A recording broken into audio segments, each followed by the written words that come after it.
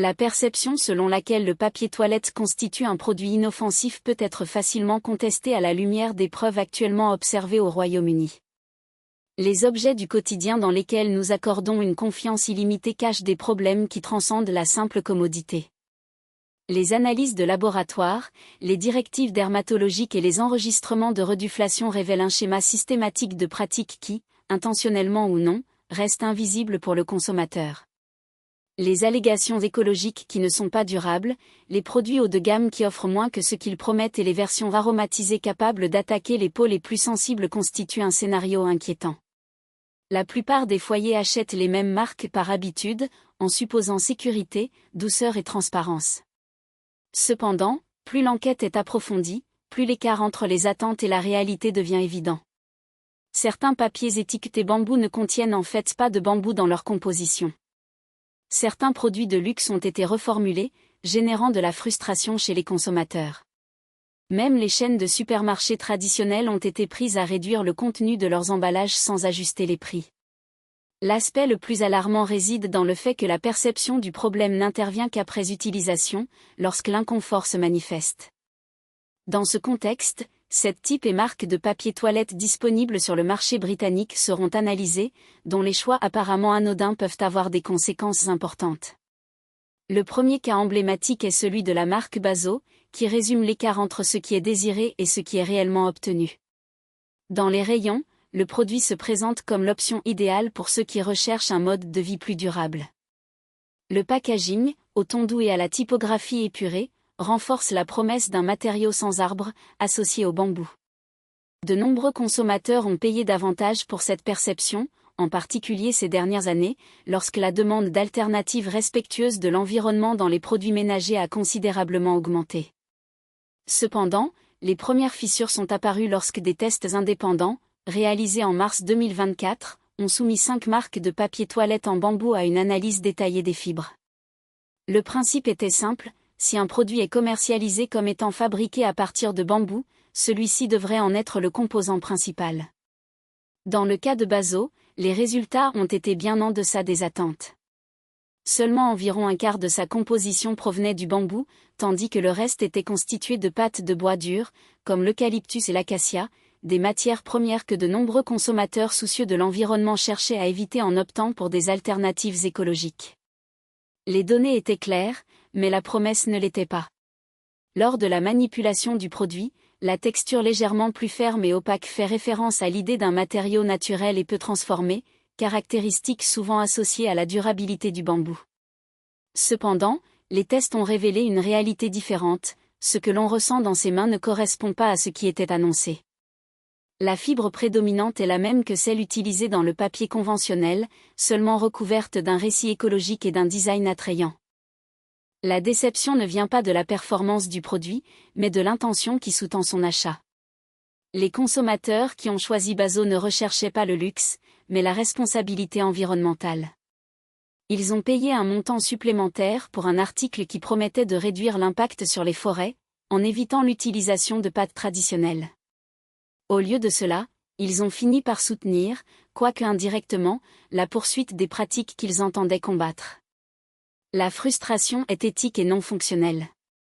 Les gens s'efforcent de faire des choix plus conscients, mais le produit n'est pas à la hauteur de cet effort. L'aspect financier aggrave encore la situation. Les papiers écologiques ne sont pas abordables et de nombreux ménages acceptent le coût supplémentaire comme un sacrifice justifiable pour un objectif plus grand. Lorsque l'allégation environnementale s'avère infondée, la valeur perçue du produit s'effondre. Il ne reste que du papier toilette aux caractéristiques moyennes, mais dont le prix est plus élevé que les alternatives conventionnelles. Dans un contexte de crise économique, où chaque livre dépensé mérite considération, cette disparité prend des proportions encore plus graves. Le cas Bazo n'est pas isolé, mais plutôt une indication d'une tendance plus large dans l'industrie. Le bambou est devenu un terme marketing puissant, évoquant la pureté, le renouveau et un moindre impact environnemental. Cependant, des analyses indépendantes ont démontré que la composition de plusieurs marques ne correspondait pas au discours propagé. Même les organismes de certification, dont le rôle est de valider les pratiques durables, ont par la suite reconnu les préoccupations liées à la chaîne d'approvisionnement du bambou. Lorsque les institutions créées pour garantir la fiabilité des produits remettent en question leur propre sceau, la crédibilité du consommateur est compromise. Bazot transcende la simple déception face à un produit spécifique, il illustre comment le langage écologique peut aller bien au-delà de la réalité matérielle qu'il est censé représenter. Les marques savent que les consommateurs veulent agir de manière responsable et répondre aux attraits visuels faisant référence à la nature, comme les couleurs terreuses et les symboles de durabilité. Lorsqu'un produit ne tient pas ses promesses, l'écart entre les attentes et la réalité devient personnel, affectant à la fois le consommateur soucieux de l'environnement et celui qui cherche à optimiser son budget. L'analyse se poursuit et le tableau s'élargit. Bazot n'était pas la seule marque de papier toilette étiquetée en bambou à ne pas être à la hauteur de ses affirmations. Le cas suivant approfondit cette préoccupation, démontrant à quel point le marketing peut s'éloigner de la réalité contenue dans l'emballage. La marque Bumble représente le moment où la recherche cesse de surprendre et commence à générer du mal-être. Contrairement à d'autres produits respectueux de l'environnement, les problèmes de Bumble sont devenus évidents une fois que l'on a regardé au-delà de l'emballage. En mars 2024, une étude a mené une analyse des fibres de plusieurs papiers toilettes en bambou vendus au Royaume-Uni. Les résultats ont été accablants. Les draps Bumble ne contenaient que 2,7% de fibres ressemblant à du bambou, la proportion la plus faible identifiée dans l'ensemble du test. Le reste provenait d'autres sources de bois. Ainsi, le produit annoncé comme une alternative pure au bambou était en fait presque entièrement composé de matériaux distincts. Ce constat modifie la perception qu'a le consommateur de l'article qu'il a en main. La texture légèrement rugueuse, la couleur discrète et la sensation fibreuse suggèrent la présence du bambou, renforçant la confiance dans le produit avant même de lire l'étiquette. Cependant, des tests en laboratoire ont révélé qu'il n'y avait presque pas de bambou dans sa composition. Ce qui semblait naturel s'est avéré être une illusion. La texture incite le consommateur à faire confiance à la marque, même lorsque le fond ne soutient pas le récit présenté. C'est là que le dommage émotionnel s'installe. Les gens n'ont pas choisi le bambou pour des raisons esthétiques ou de luxe, mais parce qu'ils pensaient que c'était un choix responsable. Ils ont associé le matériau à une déforestation réduite, à un impact environnemental moindre et à une chaîne de production plus propre.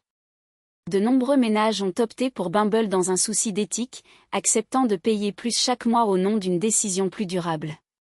Lorsqu'il s'avère que ce choix s'est basé sur seulement 2,7% de fibres de bambou, la déception transcende l'aspect pratique et devient profondément personnel. L'aspect financier intensifie ce sentiment. Les papiers écologiques ont tendance à avoir des prix élevés, souvent nettement plus élevés que les papiers conventionnels. Pour les familles qui gèrent soigneusement leur budget, chaque achat premium doit offrir une réelle valeur. Dans le cas de Bumble, le surcoût ne correspondait pas à la composition du produit. Les consommateurs ont payé plus cher pour quelque chose qu'ils n'ont, en fait, jamais reçu. À une époque où les dépenses hebdomadaires au supermarché nécessitent déjà des sacrifices, découvrir que la tentative d'agir correctement n'a abouti qu'à des bénéfices minimes laisse une trace. Ce n'est pas du gaspillage, mais une confiance mal orientée. De plus, les performances des produits ne compensent pas l'écart entre la promesse et la réalité. Si la composition est majoritairement de pâte de bois conventionnelle, le papier se comporte comme beaucoup d'autres papiers milieu de gamme disponibles sur le marché. La douceur, la résistance et la durabilité sont à des niveaux prévisibles. Ce que vous payez ne reflète cependant pas cette médiocrité. Sans remise en question, jusqu'à ce que le décalage entre attente et réalité devienne palpable. Dans le cas d'Andrex, la stratégie ne s'est pas limitée à des ajustements marginaux, elle s'est consolidée comme un modèle récurrent, dans lequel la réduction du contenu s'alignait sur une augmentation progressive des prix, sans que la perception de valeur n'accompagne ce mouvement. La confiance placée dans le produit, construite au fil des décennies, a servi de bouclier contre une méfiance immédiate. Après tout, la marque n'avait pas besoin de justifier ses choix, il suffisait d'invoquer la familiarité du logo, la nostalgie du chiot labrador et la promesse implicite d'une qualité inébranlable. Ce qui rend ce phénomène particulièrement insidieux, c'est son caractère cumulatif. Chaque réduction de format, chaque ajustement du nombre de feuilles, chaque augmentation du coût unitaire ne se produit pas de manière isolée, mais dans le cadre d'un processus progressif, presque imperceptible dans la vie quotidienne. Les consommateurs, plongés dans des routines effrénées, compare rarement les emballages de différentes années ou calcule rarement le coût par feuille de manière systématique. La mémoire affective, associée à la marque, agit comme un filtre, adoucissant la perception de perte. Lorsque la différence devient enfin évidente, que ce soit à travers un commentaire anodin, un reportage ou la simple observation que la bobine se termine plus rapidement, l'impact émotionnel est disproportionné par rapport au changement matériel. Il ne s'agit pas simplement d'un produit en diminution, mais d'une rupture symbolique du contrat, l'attente que la familiarité garantirait la stabilité. Cette déconnexion entre perception et réalité ne se limite pas à Andrex. Cela reflète une dynamique plus large sur le marché des biens de consommation, où la fidélité à la marque se transforme en vulnérabilité. Les entreprises à fort attrait émotionnel, que ce soit en raison de la tradition, de la nostalgie ou de l'association avec des valeurs telles que le confort et le soin, exploitent cette relation pour mettre en œuvre des changements qui, dans d'autres contextes, rencontreraient de la résistance. La stratégie n'est pas nouvelle, mais son efficacité persiste car elle repose sur un postulat psychologique, la conviction que ce que l'on sait ne peut pas nous tromper. Lorsque cette croyance est ébranlée, l'effet est plus profond qu'une simple insatisfaction à l'égard d'un produit. C'est l'érosion de la confiance qui, une fois perdue, est difficile à reconstruire dans les mêmes conditions. La réponse des consommateurs à ce type de changement varie en fonction du niveau d'implication avec la marque. Pour certains, le constat d'un contenu réduit suffit à motiver la transition vers des alternatives plus transparentes ou économiquement avantageuses. Pour d'autres, la fidélité persiste, mais désormais teintée de résignation, la nouvelle norme est acceptée comme un fait accompli, même si elle s'accompagne d'un sentiment diffus d'avoir été trompé. Il y a aussi ceux qui rationalisent le changement, l'attribuant à des facteurs externes, inflation, coût de production, durabilité, sans se demander si la marque aurait pu opter pour des solutions moins coûteuses pour le client. Cette dernière réaction est particulièrement révélatrice, car elle démontre comment la confiance préalable peut être mobilisée pour justifier des pratiques qui, dans d'autres circonstances, seraient considérées comme abusives. Le cas d'Andrex illustre également comment la communication d'entreprise s'adapte à ce scénario. La marque n'a jamais démenti les modifications apportées à son packaging, mais elle ne les a pas non plus explicitement annoncées. Au lieu de cela, il s'est concentré sur des attributs intangibles, la douceur, le soin, la tradition, tandis que des changements matériels se produisaient en coulisses. Cette approche n'est pas fortuite, elle repose sur l'idée que le consommateur moyen réagit plus fortement aux perturbations symboliques qu'aux ajustements techniques. Lorsque la réduction des feuilles est présentée comme une amélioration ou une adaptation aux nouvelles exigences, la résistance a tendance à être plus faible que si elle était présentée comme une réduction des coûts. Le langage choisi n'est donc pas neutre, il façonne la perception des enjeux, détournant l'attention de ce qui a été perdu vers ce qui est censé être gagné. Ce jeu d'attente ne se limite pas au monde des produits d'hygiène. Cette situation est récurrente dans des secteurs aussi divers que l'alimentation, les boissons et les appareils électroménagers, où la réduction des effectifs, le remplacement d'ingrédients ou la modification des spécifications techniques sont souvent accompagnés de discours mettant l'accent sur l'innovation, la durabilité ou des améliorations invérifiables. Ce qui rend le cas d'Andrex emblématique, cependant, c'est la manière dont il expose la fragilité d'un modèle de confiance basé sur la répétition. Lorsque la marque, qui devrait être synonyme de cohérence, se révèle soumise aux mêmes logiques de marché qui régissent des produits moins établis, le consommateur est contraint de se confronter à une vérité inconfortable. La fidélité, en elle-même, ne garantit pas la protection contre les pratiques qui privilégient le profit à la transparence. La réaction du marché face à ce type de stratégie est souvent ambivalente. D'une part, il existe une pression croissante en faveur d'une plus grande clarté des informations, motivée par des consommateurs plus conscients et des régulateurs plus attentifs aux pratiques trompeuses. D'un autre côté, la nature même de la contraction de l'inflation, sa progressivité et sa capacité à se camoufler derrière des justifications plausibles rend la mobilisation collective difficile. Après tout, comment protester contre quelque chose qui n'a pas été annoncé comme une perte, mais comme une évolution ? La réponse est souvent individuelle: passer silencieusement à une marque concurrente, rechercher des alternatives plus économiques ou, dans les cas extrêmes, décider d'abandonner complètement le produit. Aucune de ces réactions ne résout toutefois le problème sous-jacent, le sentiment que la confiance, une fois trahie, ne peut être entièrement restaurée. Reste, en fin de compte, une question inconfortable: Dans quelle mesure la familiarité est-elle un véritable atout et dans quelle mesure devient-elle un piège? Des marques comme Andrex dépendent non seulement de leur qualité intrinsèque, mais aussi de leur capacité à évoquer des souvenirs, de l'affection et un sentiment de sécurité qui transcende le produit lui-même. Lorsque cette capacité est instrumentalisée pour justifier des pratiques qui profitent à l'entreprise au détriment du consommateur, ce qui est en jeu n'est pas seulement un rouleau de papier toilette, mais l'idée même que ce qui est connu mérite d'être préservé. Et c'est justement cette idée qui, une fois ébranlée, laisse un vide difficile à combler. Efficace, sans excès visuel, mais chargé d'une promesse implicite, que ce qui se trouve à l'intérieur de l'emballage correspond exactement à ce qui est attendu. Lorsque cette correspondance est rompue, il ne s'agit pas seulement d'une réduction quantitative, mais d'une rupture de la confiance placée dans un symbole de stabilité. Le papier toilette Waitrose, en particulier, s'est toujours distingué par son rapport équilibré entre coût et qualité, une caractéristique qui le positionne comme un choix sûr pour les consommateurs cherchant à éviter les mauvaises surprises. Le changement n'a donc pas été perçu comme un ajustement opérationnel, mais comme une fissure dans un pacte non écrit entre la marque et son public. Les réactions des clients ont révélé une dynamique particulière. Plus la réputation d'une entreprise est grande, plus son public devient sensible à tout écart par rapport aux attentes. Dans le cas de Waitrose, le changement n'a pas été annoncé en fanfare, ni justifié par des campagnes publicitaires élaborées. Cela s'est produit tout simplement et sa détection dépendait de l'attention quotidienne des consommateurs qui, jusqu'alors, n'avaient pas besoin d'une telle vigilance.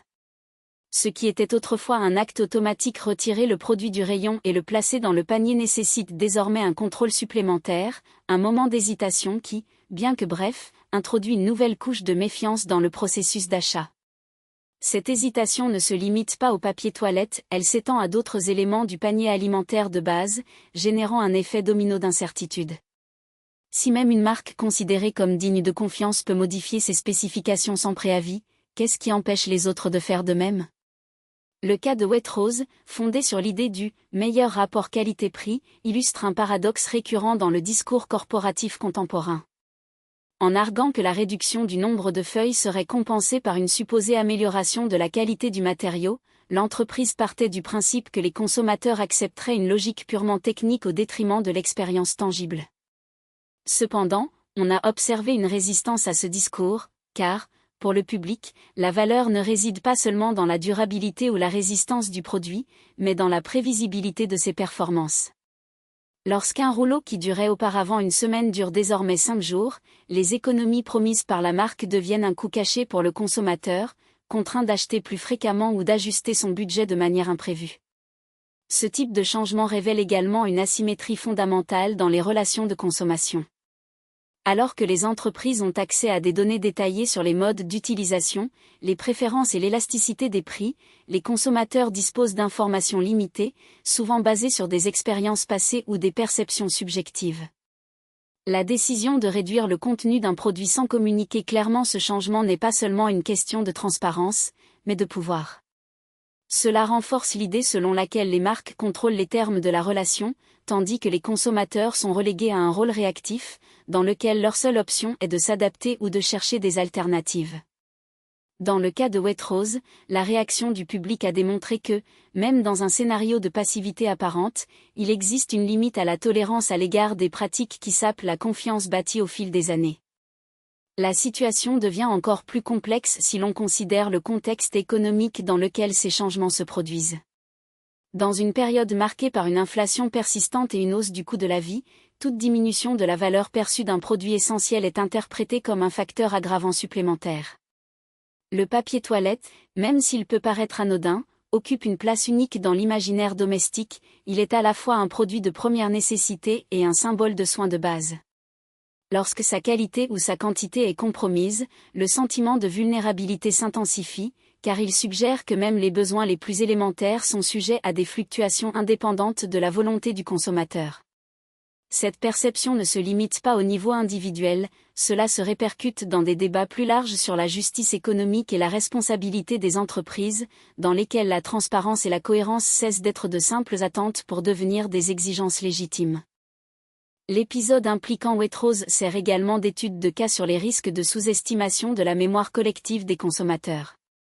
Les marques qui bâtissent leur réputation sur la fiabilité ne peuvent pas supposer que leurs actions passeront inaperçues ou qu'elles seront acceptées sans aucun doute. La réaction négative n'était pas seulement motivée par la réduction elle-même, mais aussi par la manière dont elle a été mise en œuvre, sans avertissement, sans justification convaincante et, surtout, sans tenir compte de l'impact émotionnel que pourrait avoir un changement apparemment technique. Ce qui était en jeu n'était pas seulement le nombre de feuilles sur un rouleau, mais l'intégrité d'un contrat social implicite, dans lequel la marque s'engageait à proposer un produit à la hauteur des attentes qu'elle avait contribué à créer. Lorsque ce contrat est rompu, ce qui est perdu n'est pas seulement la fidélité à un objet spécifique, mais aussi la foi dans l'idée même que les choix quotidiens peuvent être faits en toute sécurité. Le plus simple. La simplicité, dans ce contexte, ne représente pas seulement une option économique, mais une décision éclairée par des critères de sécurité et d'intégrité. Ce que l'on observe cependant, c'est que le marché a systématiquement déplacé la perception de la valeur vers des attributs superficiels, tout en négligeant les fondamentaux qui devraient soutenir la confiance des consommateurs. L'emballage d'un rouleau de papier toilette, par exemple, peut suggérer une sophistication à travers des couleurs douces, des textures veloutées et des promesses de soins dermatologiques, mais ces éléments cachent souvent l'absence de réelle substance. Lorsque l'expérience concrète contacte avec la peau, durabilité du produit, absence d'irritants ne correspond pas aux attentes créées, se manifeste une dissonance entre discours commercial et réalité matérielle. Cet écart prend des aspects particulièrement préoccupants lorsqu'on considère les publics les plus vulnérables. Les personnes souffrant de maladies dermatologiques préexistantes telles que l'eczéma ou le psoriasis, ou celles qui connaissent des épisodes d'irritation récurrents, recherchent souvent des produits qui minimisent les risques. Cependant, proposer des options, premium, souvent chargées d'additifs finit par exposer ces consommateurs à des agents potentiellement nocifs, sans qu'il y ait une communication transparente sur les éventuels effets indésirables. La confiance accordée à une marque ou à un supermarché associé à des normes élevées devient ainsi un facteur de vulnérabilité supplémentaire, l'attente de protection étant remplacée par la surprise d'être exposé à des risques évitables. La normalisation de telles pratiques dans le secteur révèle également une logique marchande qui privilégie la différenciation visuelle et sensorielle au détriment des fonctionnalités essentielles. L'introduction de parfums, lotions et colorants ne répond pas à une véritable demande d'amélioration des performances des produits, mais plutôt à la nécessité de justifier des prix plus élevés et de créer une illusion de supériorité. Cette stratégie, bien qu'efficace d'un point de vue commercial, ignore les conséquences à long terme sur la santé des consommateurs et la crédibilité des marques. Lorsqu'un produit qui devrait soulager se transforme en source d'inconfort, la déception transcende l'individu et commence à remettre en question l'éthique même des pratiques industrielles.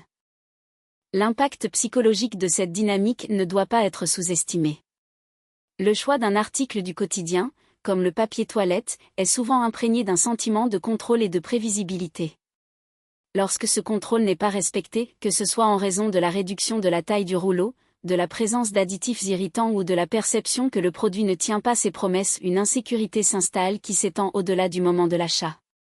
Le consommateur commence à douter non seulement de cette marque spécifique, mais aussi de sa capacité à discerner, en général, quels produits sont vraiment fiables. Cette érosion de la confiance, une fois amorcée, tend à s'étendre à d'autres catégories de consommation, renforçant l'idée que les choix quotidiens sont sujets à des manipulations invisibles. Face à ce scénario, l'alternative la plus sûre et paradoxalement la plus sous-estimée réside dans le retour à des produits dénués d'artifice. L'absence de parfum, colorant et lotion ne représente pas une limitation, mais une garantie que ce qui est proposé est exactement ce qui est promis, un matériau neutre, sûr et adapté à son usage. La simplicité, en ce sens, n'est pas synonyme d'infériorité, mais de transparence. Cependant, la persistance de stratégies qui obscurcissent cette vérité suggère que le marché n'est pas encore prêt à abandonner les astuces qui soutiennent ses marges bénéficiaires. Pendant ce temps, le consommateur reste confronté à un choix fondamental, continuer à faire confiance à des promesses qui ne se matérialisent pas ou rechercher, dans la simplicité, la sécurité qu'une sophistication excessive ne peut offrir. La forme la plus élémentaire. Le papier blanc et inodore offre exactement ce qu'il promet, sans les ajouts qui transforment ce qui devrait être simple en complexité. Cette dernière leçon termine l'énumération, mais ouvre aussi une réflexion plus large. le confort ne correspond pas toujours à ce que suggère l'emballage, et l'esprit critique est souvent la meilleure garantie qu'une maison puisse avoir. En revisitant les 7 exemples cités, une tendance discrète se révèle. Aucun de ces récits ne s'impose avec force, aucun d'entre eux ne fait la une des journaux. Ils s'infiltrent dans les foyers à travers des emballages familiers, des mots subtils et des habitudes que nous ne remettons pas en question.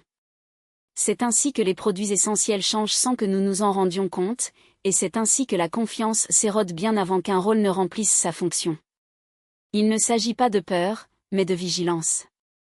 Les petits choix façonnent la valeur du confort et de la santé plus profondément que nous ne le pensons. Et la vérité est simple, les produits les plus sûrs sont souvent ceux qui font le moins l'objet de publicité. Pas de parfum, pas de prétentions grandioses, pas de promesses exagérées, juste du papier qui remplit son rôle. Si cette analyse a permis de révéler ce qui se cache sous la surface, alors elle a rempli son objectif. Restez attentifs, soyez judicieux et préservez ce qui protège effectivement votre maison.